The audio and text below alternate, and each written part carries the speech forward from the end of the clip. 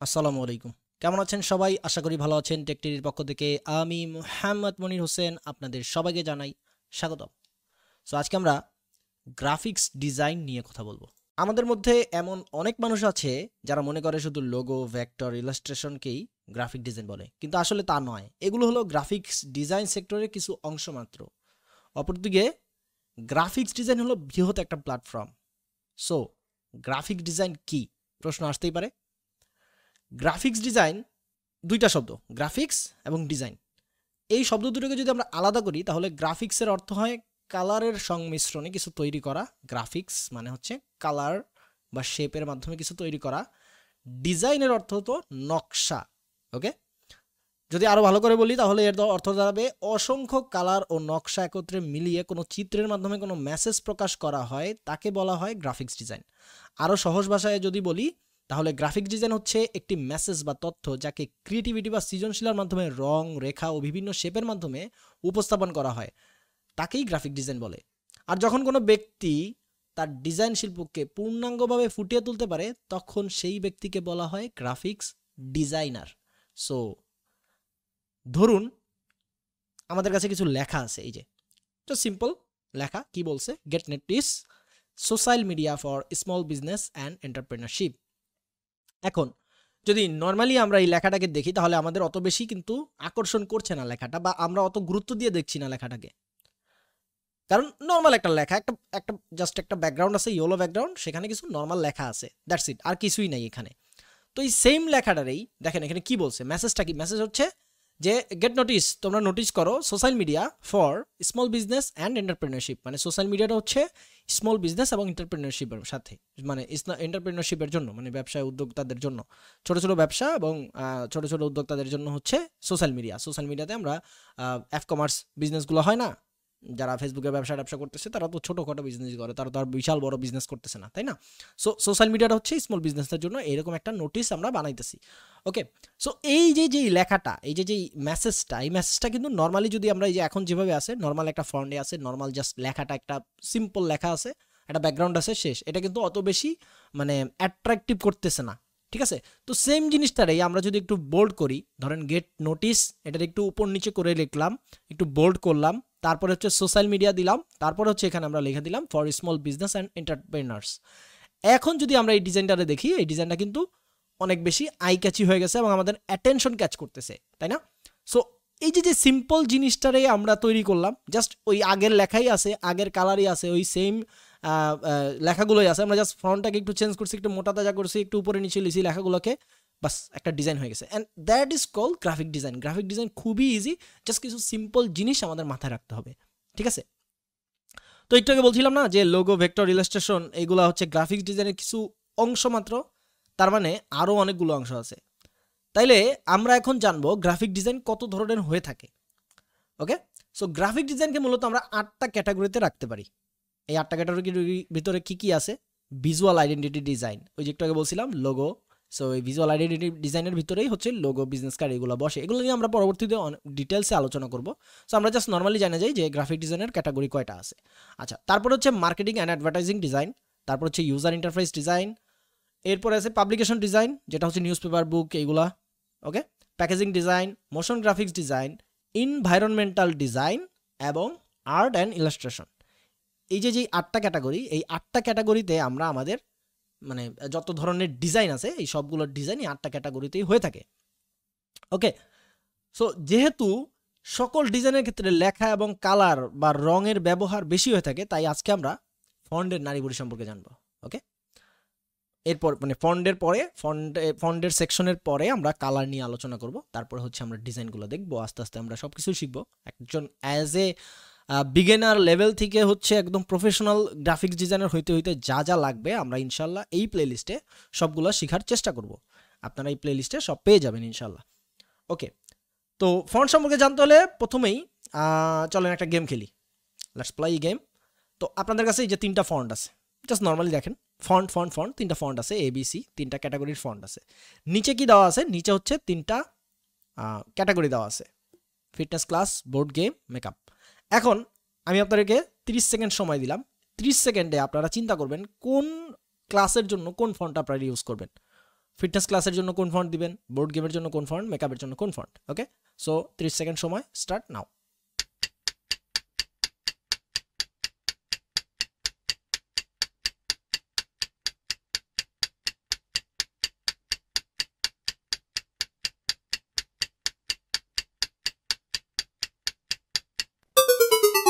ওকে, কে কি চিন্তা করেছেন তা কমেন্টে লিখে দেন, তারপর উত্তর শুনুন বা বুঝুন।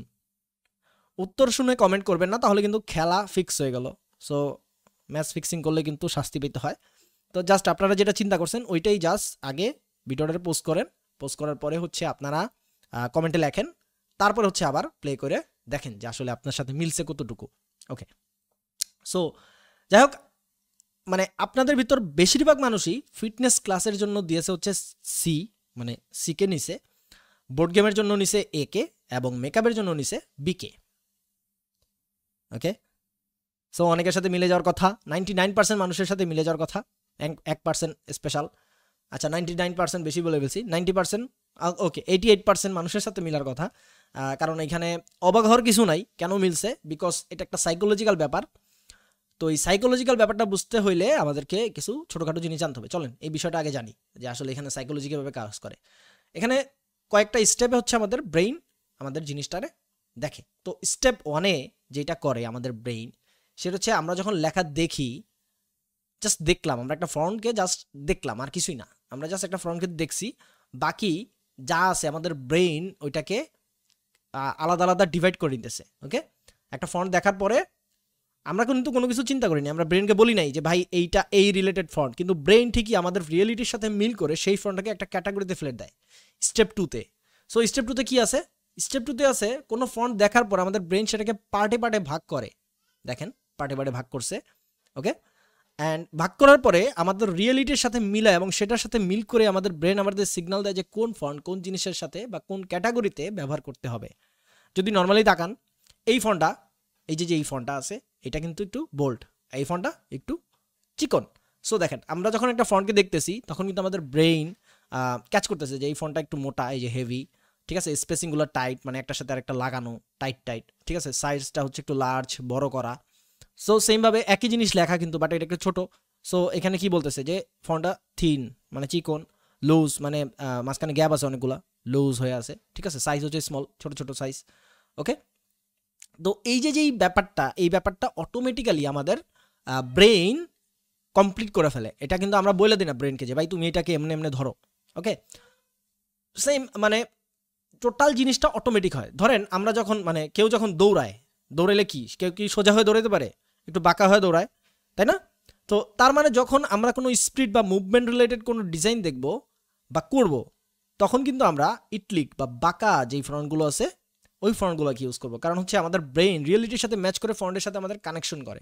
সো যখনই আমরা স্পিড রিলেটেড মুভমেন্ট রিলেটেড কোনো কিছু বুঝাবো, সেম আমরা বাঁকা মানে একটু বাঁকা ইটালিক যে ফন্টগুলো আছে ওই ফন্টগুলো ইউজ করবো।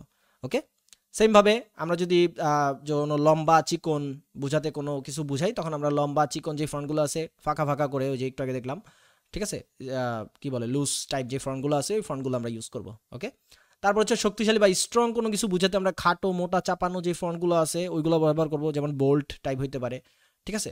তারপর হচ্ছে ক্লোজ বা কানেক্টেড কোনো কিছু বুঝাতে আমরা হ্যান্ড রাইটিং ফন্ট ব্যবহার করব। ওকে, হ্যান্ড রাইটিং আছে, স্ক্রিপ্ট আছে। আচ্ছা, তো এখন আপনাদের মাথায় প্রশ্ন আসতেই পারে, ফন্ট তো ব্যবহার করব ঠিক আছে, কিন্তু কত ধরনের ফন্ট আছে এবং তাদের কার কি ইমোশন, তাই না? প্রশ্ন আসতে পারে না? তাহলে চলুন এবার ফন্ট কত প্রকার তা জেনে নেই। ওকে, সো ফন্ট সাধারণত 4 ধরনের হয়ে থাকে। কয় ধরনের? 4 ধরনের হয়ে থাকে। শরীফ, শান শরীফ, স্ক্রিপ্ট অ্যান্ড ডেকোরেটিভ বা ডিসপ্লে ফন্ট। ওকে, ডেকোরেটিভ বা ডিসপ্লে ফন্ট দুইটা বলতেছি কেন, কারণ হচ্ছে এটা ডেকোরেটিভও থাকে ডিসপ্লেতেও থাকে। আচ্ছা, এবার হচ্ছে ইমোশন কি, চলেন ইমোশন জানি। প্রথমেই যেটা আসতেছে সেটা হচ্ছে শরীফ ফন্ট। শরীফ ফন্টের ইমোশন কি? শরীফ ফন্ট আগে আমাদের চিনতে হবে যে আসলে এই ফন্টটা কেমন, না চিনলে আমরা কীভাবে ইউজ করবো। শরীফ ফন্টের এডস, এই যে দেখেন লাস্টের দিকে শরীফের অ্যাশের মাথায় একটু এডস আছে, একটু বাঁকানো থাকবে। শরীফ ফন্ট চেনা খুব সহজ, কারণ এই ফন্টের এডসগুলো কার্ভ বা বাঁকানো থাকবে। এবার প্রশ্ন আসে, শরীফ ফন্ট আমরা কোথায় ব্যবহার করব বা এর ইমোশন কি? শরীফ ফন্ট আমাদের কি বোঝায়? তো আমি প্রতিটা ফন্টকে 2 ভাগে ভাগ করব। ওকে, প্রতিটা ফন্টকে কয়টা ভাগে ভাগ করব? 2 ভাগে ভাগ করব। সো এর প্রথম ভাগে আমরা দেখব 90% ইউজ এবং পরের ভাগে আমরা দেখব 10% ইউজ। প্রতিটা ফন্টেরই আলাদা 10% ব্যবহার থাকে। ওকে, তো শরীফ ফন্টের যে ইমোশন আছে তা হচ্ছে মানে 90% যেই ইউজেস বা 90% ইমোশন যেটা সেটা বোঝায় অফিসিয়াল স্টেটমেন্ট, সিরিয়াসনেস এবং ট্র্যাডিশন হিসেবে আমরা 90% ইউজ করে থাকি। বাকি যেই 10% থাকে শরীফ ফন্টের, এই 10% আমরা ইউজ করে থাকি ক্লাস, এলিগেন্স, লাক্সারি, এইগুলো বোঝাতে আমরা শরীফ ফন্ট ইউজ করে থাকি। এবার একটা উদাহরণের মাধ্যমে বুঝি, চলেন। এই যে ধরেন একটা সিরিয়াস কোনো ম্যাটার, আমরা একটা ব্যানার বানাবো যেটাকে আমরা চাই মানুষ সিরিয়াসলি নেক। এই যে ব্যানারটা ধরেন দেখতেছেন আপনারা, তো এটা আমরা চাইতেছি মানুষ যেন সিরিয়াসলি নেয়। তো এইসব ক্ষেত্রে আমরা শরীফ ফন্ট ইউজ করবো। দেখেন এখানে শরীফ ফন্ট ইউজ করে স্টপ ডাউরি, এটা একটা শরীফ ফন্ট। ওকে, আবার এই যে কয়েকদিন আগে একটা অ্যাক্সিডেন্ট হলো না বাসে, সো এই যে এই ট্র্যাজেডি নিয়ে কোনো ব্যানার বানাবো সেসব ক্ষেত্রে আমরা শরীফ ফন্ট ইউজ করব। ওকে, আর যে বাকি 10% থাকে, এই 10% আমরা লাক্সারি টাইপ প্রোডাক্ট বা লাক্সারি কোনো কিছু বুঝাতে, এলিগেন্ট, ঠিক আছে, মানে অনেক দামি দামি প্রোডাক্ট বুঝাতে হচ্ছে আমরা এই বাকি 10%-এ আমরা এটাকে ইউজ করব। দেখেন ওই যে উপরে তারুণ জেঠি যে লেখাটা, এটা কিন্তু শরীফ ফন্টে লেখা। ওকে, আচ্ছা, এছাড়াও শরীফ ফন্ট যেহেতু কার বা বাঁকানো থাকে সেগুলোকে আমরা প্রিন্ট মিডিয়ায় অনেক বেশি ব্যবহার করতে দেখি। যদি আপনাদের কারো কাছে কোনো বই বা নিউজ পেপার থাকে তাহলে আপনারা জাস্ট ওপেন করে দেখেন, ওইখানে ইংরেজিতে যে লেখাগুলো আছে সবগুলোই দেখবেন যে হচ্ছে শরীফ ফন্টে লেখা আছে। কারণ কি? কারণ হচ্ছে শরীফ ফন্টের যে ইডস আছে, ওই যে লাস্টে যে এডসগুলো আছে, এডসের কারণে হচ্ছে আমরা চোখে ভালো মানে চোখ ভালোভাবে ক্যাচ করতে পারে, সো পড়তে আমাদের কাছে সুবিধা হয়। ঠিক আছে, দ্যাটস ওয়াই প্রিন্ট মিডিয়াতে আমরা দেখব যে শরীফ ফন্টের ইউজটা অনেক বেশি হয়। ওকে, সো পরের যে ফন্ট আছে সেটা হচ্ছে শান শরীফ। আচ্ছা, শান উইদাউট শরীফ মানে কি? মানে হচ্ছে এই যে দেখেন এখানে ডট ডট দিয়ে দেখাই দিছি আমি, যে এইটার কোনো কার্ভ থাকবে না। নর্মালি আমরা যেমন লেখি না খাতায়, ওই রকম হবে। নর্মালি আমরা যেরকম লিখি ওই রকম। তো শান শরীফের ফন্টের ইমোশন কি তাইলে? শান শরীফ ফন্ট আসলে কোনো ইমোশন নাই। ঠিক আছে, শান শরীফ ফন্টের কোনো ইমোশন নাই, এটা একটা পানির মতো। আমরা এটাকে যেটার সাথে মিলাবো তার সাথেই মিলে যাবে। তাহলে আমরা এই ফন্ট কোথায় ব্যবহার করবো? এখন প্রশ্ন আসে। এই ফন্ট আমরা এমন জায়গায় ব্যবহার করব যেখানে আমাদের ডিজাইনটাকে এক একজন এক একভাবে চিন্তা ভাবনা করে। উদাহরণস্বরূপ বলা যায় হাসপাতাল, কারণ হাসপাতালের ধরেন এই যে হাসপাতালের দুইটা ডিজাইন দেখতেছেন আপনারা। সো নর্মালি হাসপাতালকে আমরা সিরিয়াস নিতে পারি, কিন্তু যে হাসপাতালে জব খুঁজতেছে যেমন নার্স বা ডাক্তার, তাদের জন্য কিন্তু এটা সিরিয়াস নাও হতে পারে। অর্থাৎ আমরা এই ফন্টটাকে এমন জায়গায় ব্যবহার করব যেখানে আমাদের কোনো স্টেটমেন্ট দেওয়ার দরকার নেই যে এটা সিরিয়াস বা ফানি এমন কিছু। ঠিক আছে, সো এই ফন্টের 90% ব্যবহার আমরা এমন জায়গায় করব যেখানে আমরা কোনো স্টেটমেন্ট বা কোনো ধারণা দিতে চাই না। ওকে, বাকি যেই 10% থাকে, সেটা জানতে হলে আমাদেরকে আগে ফন্ট ফ্যামিলি সম্পর্কে জানতে হবে। এই যে একটা টাইপফেস দেখতেছেন রোবোটো, এটা একটা ফন্ট ফ্যামিলি আছে। এই যে হচ্ছে ফন্ট ফ্যামিলি।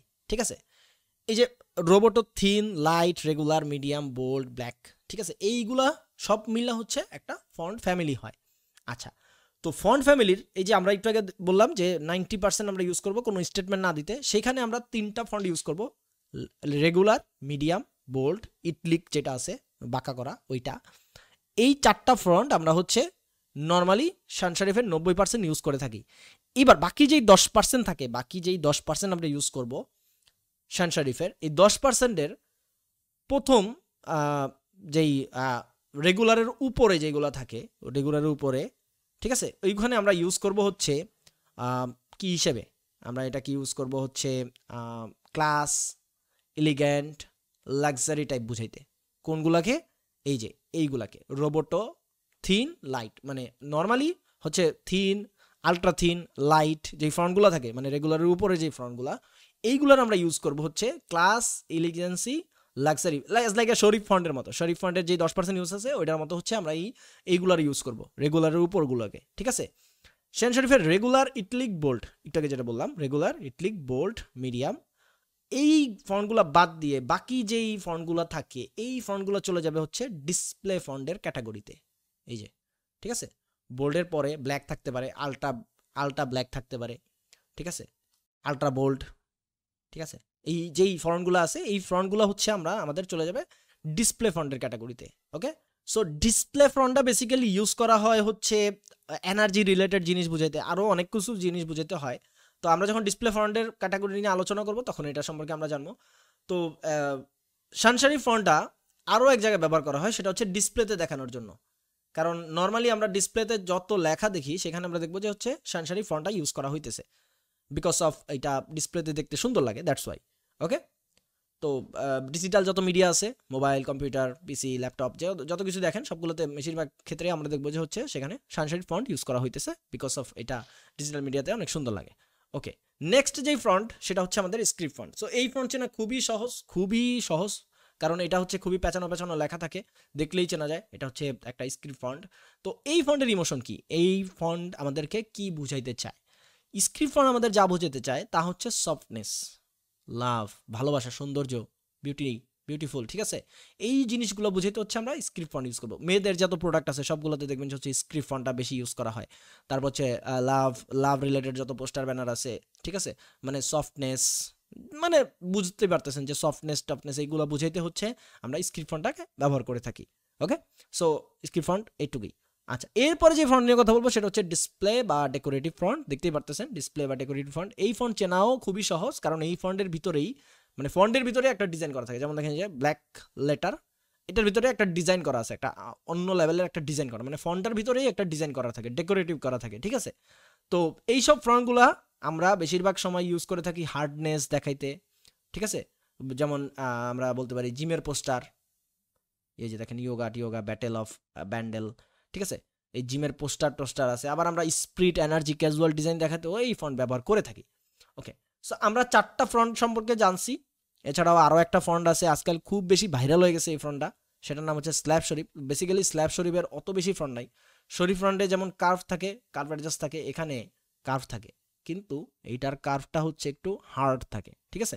দেখেন শরীফ ফন্টের মতোই কার্ভ আছে, বাট হার্ড, মানে অত বেশি না, কি করে, স্মুথ না একবারে। শরীফ ফন্ট যেরকম স্মুথ কার্ভ ছিল, ওরকম স্মুথ কার্ভ না, বাট কার্ভ আছে, একটু হার্ডনেস। ওকে, সো এই ফন্ট আমরা মানে এই ফন্টের ইমোশনটা কি, এই ফন্ট আমাদেরকে কি বোঝায়? এই ফন্ট বেসিক্যালি আমরা এমন জায়গায় ইউজ করি, যেই মানে এমন কোনো ডিজাইন আমরা ইউজ করব যেটা হচ্ছে একটা সিরিয়াস ম্যাটার, মানে মনে হয় যে সিরিয়াস ম্যাটার, বাট অত বেশি সিরিয়াসও না। যেমন হতে পারে স্কুলে আমরা পড়তে যাই, স্কুল খুবই সিরিয়াস বা ইম্পর্টেন্ট ম্যাটার আমাদের জন্য, বাট স্কুলে কিন্তু আবার আমরা মজাও করি, তাই না? তো সিরিয়াস বিষয়কে আমরা ক্যাজুয়াল দেখানোর জন্যই স্ল্যাব শরীফ ফন্টটা ব্যবহার করে থাকি। ওকে, রিসেন্টলি আমাদের এই যে যদি হিন্দি মুভি দেখে থাকি তাহলে স্টুডেন্ট অফ দ্য ইয়ার, দেখেন পোস্টারটার ভিতরে যে ফন্টটা ইউজ করছে এটা হচ্ছে স্ল্যাব শরীফ। তারপরে যে ক্যাপ্টেন ফ্যান্টাস্টিক, এটা হচ্ছে স্ল্যাব শরীফ, ঠিক আছে? তার মানে সিরিয়াস। দেখেন স্টুডেন্ট অফ দ্য ইয়ার মানে কি, মানে স্কুলের স্টুডেন্ট অফ দ্য ইয়ার যে হচ্ছে ক্যাপ্টেন হয় বা 1 নাম্বার হয়, তারে নিয়েই হচ্ছে কিছু একটা বানাইছে। তো এটা কিন্তু সিরিয়াস বুঝাইছে, student of the year serious একটা ম্যাটার স্কুল বিষয়ে, বাট ফাইনালি আবার কিন্তু এটা একটা ফানি বিষয়ও, ঠিক আছে? ক্যাপ্টেন ফ্যান্টাস্টিক, এটাও ক্যাপ্টেন, সে হচ্ছে দেশকে রক্ষা করে, সিরিয়াস ম্যাটার, আবার এখানে ফানি কিছু আছে, ঠিক আছে? সো এই যেই মানে মানে অনেক সিরিয়াস একটা ম্যাটার, আবার ফানি কিছু আছে, মানে অত বেশি সিরিয়াসও না। তো এরকম জিনিস বুঝাইতে মানে ক্যাজুয়াল লুকটা নিয়ে আসার জন্যই হচ্ছে বেসিক্যালি স্ল্যাব শরীফ ফন্টটা ইউজ করা হয়। স্ল্যাব শরীফের অত বেশি ফন্ট নাই, আপনারা গুগলে সার্চ করলে পেয়ে যাবেন, কয়েকটা ফন্ট আছে। ওকে, তো আমরা এতক্ষণে জেনে গেছি কোন ফন্টের ইমোশন কি, কোন ফন্ট আমরা কোথায় ব্যবহার করব। এখন আমরা ডিজাইন করতে বসার পরে আমাদের মাথা পুরোপুরি ফাঁকা। তো নর্মালি আমরা যখন ফন্ট দেখি, সব ফন্টই কিন্তু আমাদের কাছে ভালো লাগে, আমরা গুগলে সার্চ দিয়ে ফ্রি ফন্ট নিয়ে ডিজাইন করা শুরু করে দিই, যার কারণে যেটা হয় না আমাদের ডিজাইনের রফা দফা হয়ে যায়। তো সব সময় আমাদের প্রফেশনাল ফন্ট ব্যবহার করতে হবে। এখন সব ফন্ট দেখতে তো আমাদের কাছে ভালোই লাগে, আবার প্রফেশনালি লাগে। তো যেই কারণে হচ্ছে আমরা গুগল থেকে সার্চ দিয়ে যে কোনো একটা ফন্ট নিয়ে যখন ডিজাইন করা শুরু করি, তখন দেখা যায় যে ডিজাইনের অবস্থা 12টা বেজে গেছে। সো কীভাবে আমরা বুঝবো যে আসলে প্রফেশনাল ফন্ট কোনটা, বা কিভাবে আমরা জানবো যে এটা প্রফেশনাল ফন্ট?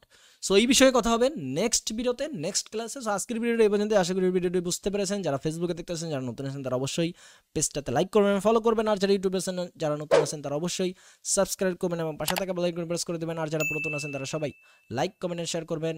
নেক্সট ভিডিওতে দেখা হবে। ততদিন পর্যন্ত সবাই ভালো থাকুন, সুস্থ থাকুন। আল্লাহ হাফেজ, আসসালামু আলাইকুম।